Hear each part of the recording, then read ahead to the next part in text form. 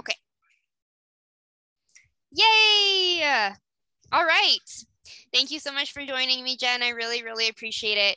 And this is really special, you guys, because I have actually known Jen for years. I mean, at least 5 years, right? Because I think we connected back when we were both quite ill. Like we connected on both having histamine intolerance back when we were both really, really sick and just looking for community online. And we've both had really remarkable health journeys. So I'm so excited. Yes. So I am really, really excited that you agreed to talk about how things have been for you. So yes, thank you again. Well, thanks for having me.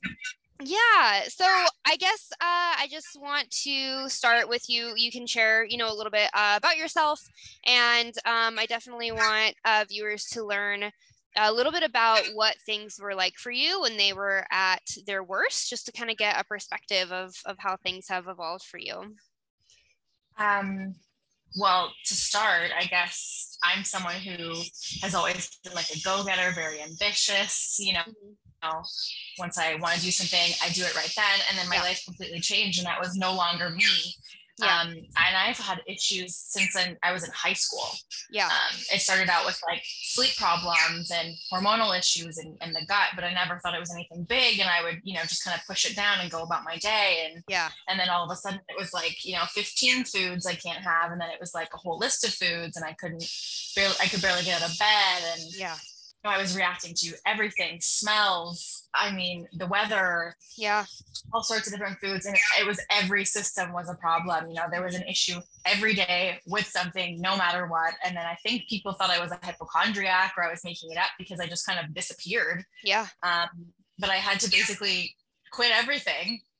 I quit my entire life to heal and come back. So it's been a very, very long journey, but it probably took about 15 years until I realized what was happening. Yeah. And I found a doctor that knew what I was going through that could help me. And then since then, I've been really gung-ho on researching and learning. And now I feel like I probably know more than like the average doctor in some of these things. A lot of us as professional patients do. Yep. You know what I mean? Yeah, I do. So it's definitely been like a wild, wild journey for sure. Yeah. And it's such a common experience, I think you're describing, where things just kind of slowly build up, right? It's like the frog in the pot of water, that saying where, like you notice a little thing and then it's like another thing and then, oh gosh, it's another thing. I had that experience too, where, I had minor health issues most of my life that I kind of wrote off. And then as I got into my 20s, like things really escalated quite quickly. But sometimes, it takes a while before you really get to that critical point where it's like, wow, something is really wrong every single day of my life. Like, what is happening? It sounds like that was really what it was like for you as well. Yeah. Yeah, it was pretty brutal. Yeah. Mm-hmm. So obviously you mentioned that like you finally got to this critical point where, you were like, okay, I have to take matters into my own hands. I have to figure out what is going on, for me. And so you started doing a lot of research. What do you think were like the primary things that you found out and implemented that have helped you the most in your journey? I will say that there is someone out there that I have never met that is the reason I figured out what was happening. Some random person on the internet shared something in a group and I just happened to click on it and it was MCAS and I like all the light bulbs went off. Yeah. And then I was like, oh my God, this explains everything. Because I always thought, I have migraine and headaches and I have all these stomach issues and they have to be connected. And everyone was giving me all these different diagnoses and nothing was ever connecting. And I'm like, they have to be connected. Yeah. And so it was like, this connects everything. Okay, what do I do about this? Mm-hmm. And then I started realizing like some of the food connections. I was like, oh, okay, tomatoes kind of are a problem for me. And I was eating a ton of tomatoes. Yeah. And then it was like potatoes. And so I started to learn about this. And so then I started to change my diet a little bit. And it was interesting because I had a couple of different doctors give me antihistamines, but there was no follow-up on that. So like histamine was an issue. The antihistamines were helping, but nobody was saying, maybe you have a problem with this. Like, let's figure it out. There was none of that investigation. Yeah. And so it was up to me. And so finding a functional integrative doctor really was like the ticket to kind of getting some of those really substantial answers. And I remember going to my first appointment with this doctor and being like, oh my God, like he agrees I have a disease. And I was smiling. I was like, I have a disease, you know, because finally somebody understood what I was saying and they validated it after so long of pretty much being told you have anxiety, you have chronic migraine issues, you have this and that. Like, no, I have one thing that causes all of this. Yeah. And so it was like, here are some supplements that are going to support you. We need to change your diet. Here's some supplements. Let's do these vitamin C IVs. And that started to make a really, really big difference for me. And since then it's been a lot of tweaking. Yeah. You know, I think this is one of the few cases in which I really think a diagnosis can be helpful. You know, I tell a lot of my clients, like, honestly, like, diagnosis doesn't matter. Like, we just trust your body. We work with your symptoms, all of that. But I think there are some cases when you feel like there are all these incomprehensible symptoms happening and you can't make sense of it, but somehow intuitively, you know, it must be connected. Like, having that validation of like, yes, this is a thing that connects everything that you're experiencing. Like that. I mean, I know that was really validating for me, and it must have been so validating for you. Yeah. It's like a weight. It's just gone. Like, you finally feel understood, because it's very alienating. Yeah. Like, you feel extremely alone in it. And I've had people say to me now, oh my God, finally I found someone that understands like what I've been going through. Everyone else thinks I'm just making it up, or just thinks it's not that big of a deal. Finally, someone gets it. It's like, we need that, you know, we need that support in the community. It's everything. Yes. And I mean, from one person with MCAS to another, I think that we know that like MCAS in particular can be really crazy making, because so many of the symptoms are like neurological and psychological and emotional in nature. I mean, yes, there's all sorts of physiological things happening in your body, but it really affects your brain very strongly. And I felt like I was going crazy for years before I found like an answer of like, oh, this is what this is. And when you try to explain what's happening, like, it sounds crazy, right? I don't know if that was your experience as well. You know what? I had an instance in time where I just was having like panic attacks, and like, I'm not at the baseline, I'm not an anxious person. I'm very like logical, solution oriented.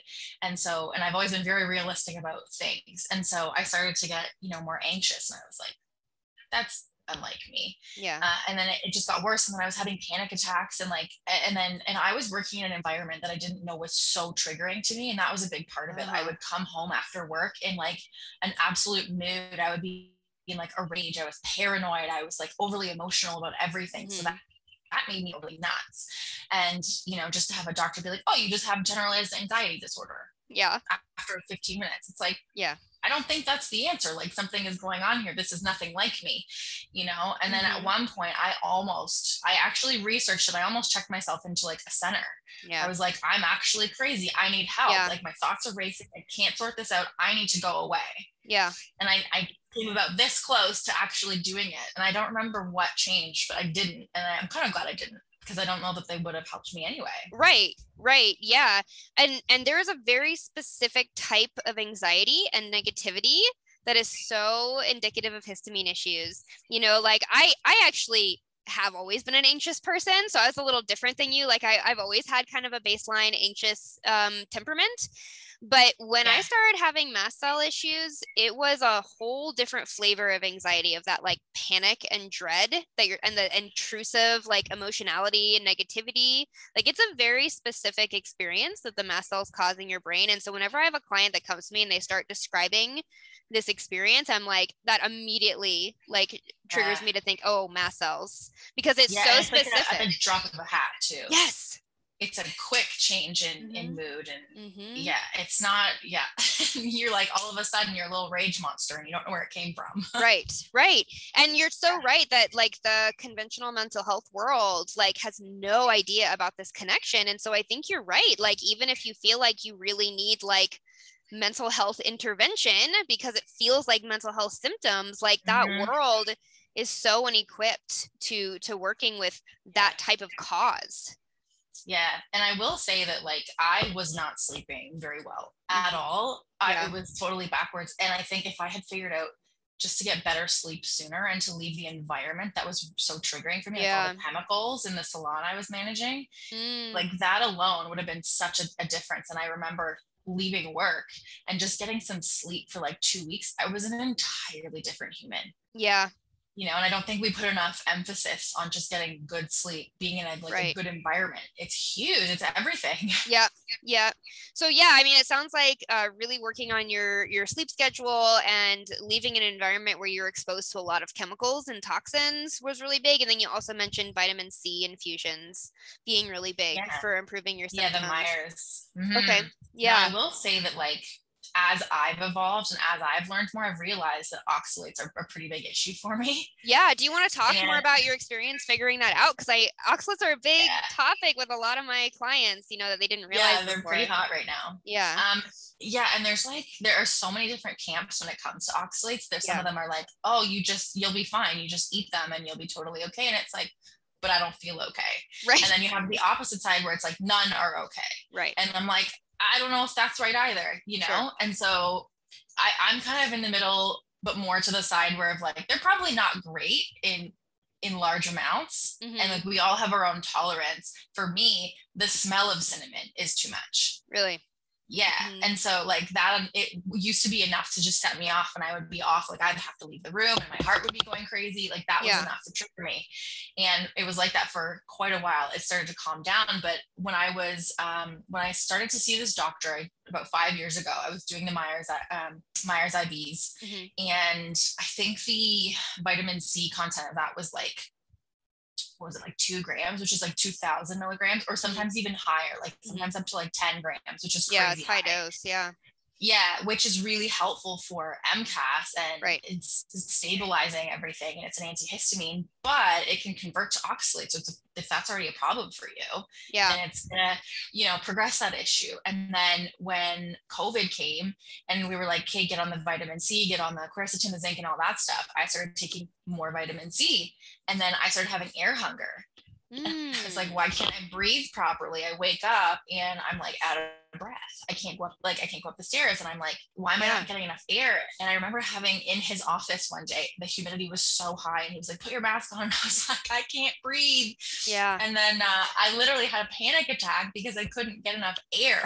Yeah. Which then triggered a mast cell reaction. And so I was like, okay, something's got to give here, right? Like I had been getting better, and then I'm like, these things are popping up. This is not, something's off. Yeah. And so then I don't even know how I figured it out, but I just accidentally realized, and like I heard about oxalates, and then I was like, okay, maybe that's a thing. And so I started to cut back, and then I went off of the vitamin C supplement, and it started to get a bit better. And I changed my diet a little bit lower oxalate, and I was like, okay, I'm not so puffy, my face isn't so swollen, and I'm breathing a little bit better. Yeah. And then I just kept kind of going into it, and now I'm kind of wondering, because genetically I'm not set up to be super reactive to histamine. I'm like, were the oxalates the problem initially? Yeah. And so these are questions that I still have, but it definitely makes you think. Yeah. Yeah. And just for anyone who's not familiar, oxalates are a toxic compound that are in plants, but they're also in other things, like candida can produce oxalic acid, like vitamin C can convert to oxalic acid. And it's a true toxin. And people have different levels of sensitivities to this. I do have another video on my YouTube channel that goes really deep into oxalates. So if people want to learn more about it, definitely check that out. Sally Norton is also a fantastic resource when it comes to oxalates, so definitely look into her. Sally's but great. Yeah, no, she's fantastic, and she has some really remarkable insights into the topic. And this is, I think this is so important, because I think a lot of people, and this is the downside to diagnosis, like the upside is, you get this validation, things start to connect, but the downside is some people just stop there. They're like, oh, I just have MCAS, or, oh, I just have histamine intolerance, but there's something causing it, right? Like there's some root of what is going on. And so this is what you're talking about. It's like, it's not like you just developed a histamine issue out of nowhere. Like there was some trigger, and often there's multiple triggers, right? But sometimes we start, like, as the noise kind of comes down and we start to heal and we start to do better, suddenly we can realize, like, oh, like maybe this is an issue here, like this correlation with this high dose vitamin C and your symptoms getting worse when that should have been improving your histamines. Like, okay, there's something going on. And I find a lot of people suddenly make the oxalate connection as they get into their healing a little deeper.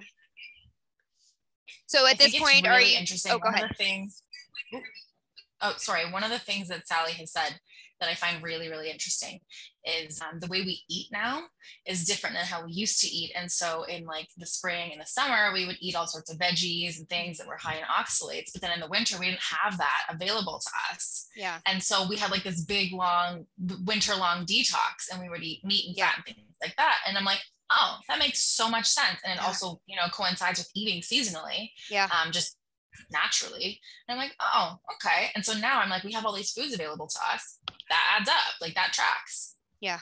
Yeah, absolutely. Yeah, I know when you start taking an ancestral perspective on this stuff, like it really starts to fall into place and really starts to make sense. You know, it's not, and I appreciate the kind of balanced approach that you were talking about in terms of like, well, it's not that they're fine and it's not that they're evil, right? But you have to find like your balance with it, you know? Definitely. Yeah. Did you have like oxalate dumping symptoms? You know what? I struggle with this one still because I'm not sure how necessarily I dump, because I keep a certain level in my system. Like I have still quite a limit of the foods that I can eat, because I'm also sensitive to gluten and nightshades and salicylates and all that stuff too. So my foods are limited. And so I have the ones that I know work for me. And if I have them in small doses, I'm okay and I can function. And so it's like, am I dumping? Am I not? It's hard to say for me because I don't get the crystals in my skin. I don't get the obvious signs of dumping. Yeah. So I think there are times when like my kidneys hurt and I'm like, oh, that could be it. Yeah. You know, or like sometimes if I just go like straight no oxalate for a couple of days, I feel like I've had the flu. And I'm like, that's probably a sign right there. Yeah. But I can't do that for more than a day, because I mean, I have to live, and and I work and things like that. And so it's like, I'm very slowly making these little changes. So for me, I'm not sure if I've experienced like a true dumping, but slowly, because I'm so hypersensitive, I've been going just a little bit lower oxalate over time as I find substitutions. And so I think the one for me is like, I need more food freedom before I can remove some of the other oxalate foods. And so for me, it's getting some of the salicylate foods back. So like reintroducing some of the sulfur into my diet, and then getting some of those back, and maybe getting some of the higher histamine foods back. And then I can, you know, switch it up with the oxalate diet. Yes. No, but I love that. And I think that's really important for people to hear, that healing doesn't have to happen all at once. And in fact, it may be better to like pace it. Like you're saying, like the amount of intention that you're talking about with like, okay, let's expand here. You know, let's lower very gently and very carefully, you know, let's not overwhelm the system. Let's keep us at a functional level. You know, I think people with chronic illness tend to be kind of all or nothing, black and white people, which is usually part of how we ended up like this in the first place, right? I think that's a lesson we all have learned at one point or another, probably multiple times. Yeah. Yes. I mean, I learned the hard way, so... Yeah, I hear you. So sometimes healing chronic illness means like relearning those patterns of doing everything at once and really pacing yourself and really being gentle with yourself and going slow.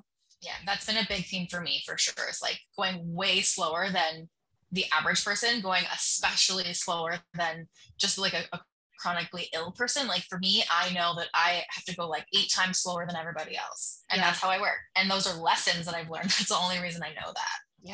Yeah. Great. Well, so yeah, you mentioned lowering your exposure to chemicals. You mentioned your sleep schedule, you know, vitamin C, maybe in moderation, and then the oxalates. Milligrams or less. Yeah. Okay. Yeah. Then the oxalates. Would you say that there's anything else that really stands out to you as like has been a big piece in your healing journey that you want to mention? There's so many different factors. You know what I mean? I think a lot of it is like, I think you have to leave all expectations and knowledge at the door.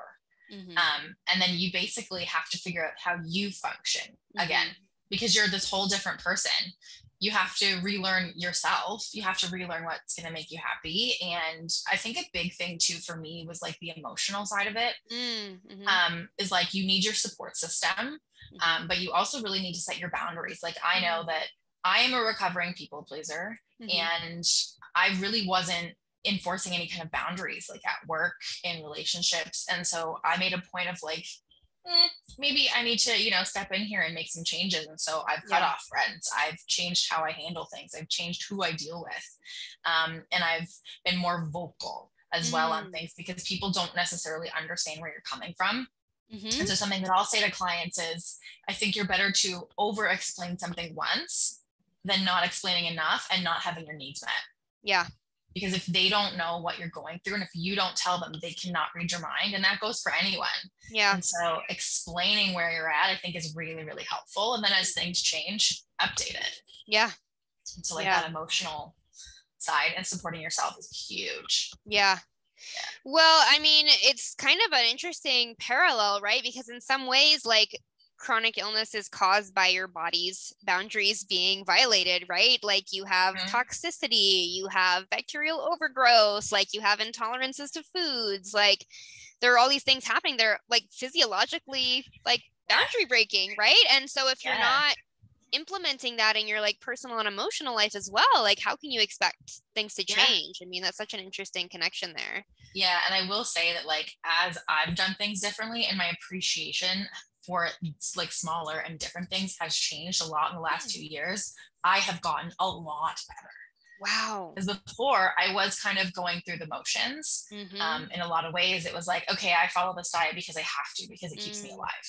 Yeah. Because my throat's no longer like closing up, or I'm just doing these things because they seem to be working the best right now. And then I was like, okay, how do I make this so I'm actually enjoying it?